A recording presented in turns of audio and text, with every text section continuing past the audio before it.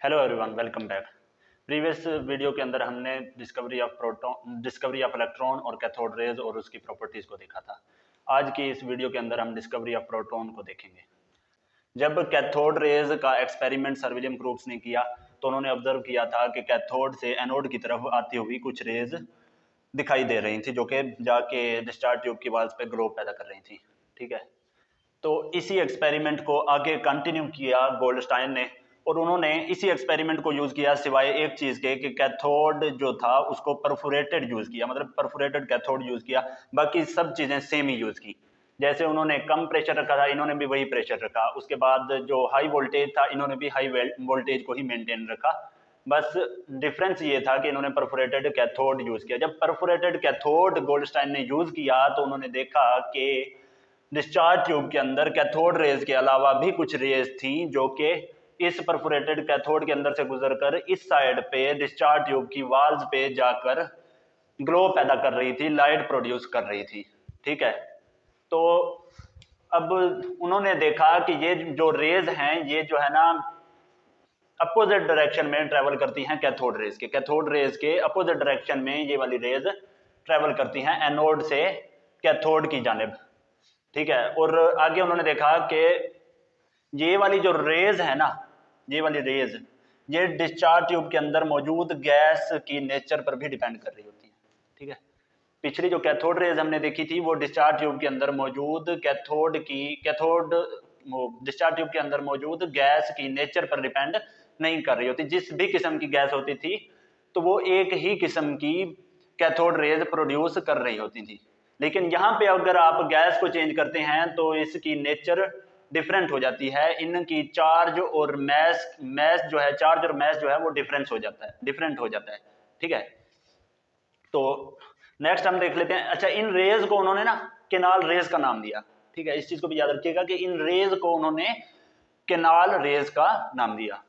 तो नेक्स्ट हम canal raise, इन्हीं रेज मतलब इन्हीं जो पॉजिटिव रेज हैं, इन रेज की प्रॉपर्टीज को डिस्कस करते हैं। तो इनकी पहली जो प्रॉपर्टी है वो है कि travel straight opposite to cathode rays. ये बात हमने पहले भी कर लिया है कि ये अपोजिट डायरेक्शन में कैथोड की स्ट्रेट लाइन में सफर करती हैं। हमने देखा था ना पिछली जो वीडियो थी उसके अंदर हमने देखा था कि कैथोड से एनोड की तरफ आती हुई कुछ रेज दिखाई देती थी डिस्चार्ज ट्यूब में जब हाई वोल्टेज का करंट उसे जो है ना दिया जाता है। अच्छा, एक चीज आपको शायद नहीं ना बताई हो पिछली वीडियो में भी कि वैक्यूम पंप, इसका यूज क्या होता है। वैक्यूम पंप जो है ना कम प्रेशर को मेंटेन करने के लिए यूज होता है।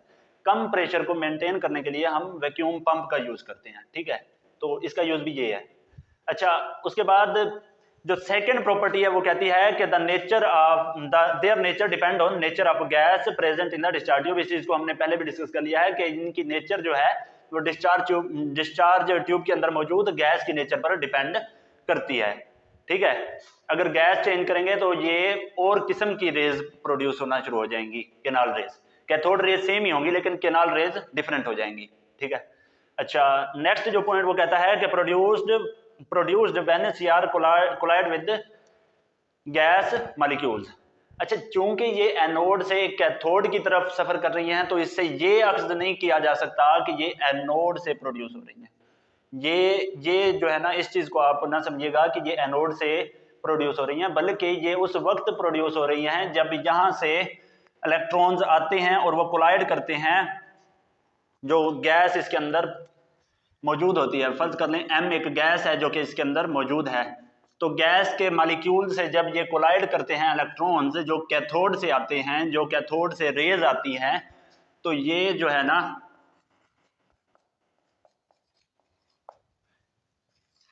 इन रेज को हम केनाल रेज कह रहे हैं। जब इलेक्ट्रॉन आते हैं कैथोड से और गैस के मॉलिक्यूल से टकराते हैं तो वो एक इलेक्ट्रॉन और भी अपने साथ निकाल के आगे ले जाते हैं। मतलब जो कैथोड रेज होती हैं वो बढ़ जाती है, उनके नंबर बढ़ जाते हैं, और इसके नतीजे में जो प्रोड्यूस होती हैं रेज उनको हम केनाल रेज कहते हैं। वो पॉजिटिव चार्ज वाली रेज होती हैं, ये वाली। ठीक है, अच्छा, नेक्स्ट पॉइंट और लास्ट पॉइंट ये है कि their mass is equal to the mass of proton. अच्छा, जब इनका मास डिटरमाइन किया गया तो पता चला कि इनका मैस जो है ना वो प्रोटॉन के मैस के ऑलमोस्ट बराबर है, जिससे इन्हें बाद में प्रोटॉन कहा गया कि ये प्रोटॉन ही हैं। ठीक है, या प्रोटॉन, ये प्रोटॉन के मास के चूंकि बराबर आ रहा था तो इन्हें प्रोटॉन कहा गया। और प्रोटॉन का मास जो होता है वो 1840 गुना, इस चीज को भी याद रखिएगा, 1840 गुना ज्यादा होता है, 1840 टाइम्स ज्यादा होता है इलेक्ट्रॉन के मास से। ठीक है, प्रोटॉन का मास इलेक्ट्रॉन के मास से 1840 गुना ज्यादा होता है। तो ये था आज का लेक्चर।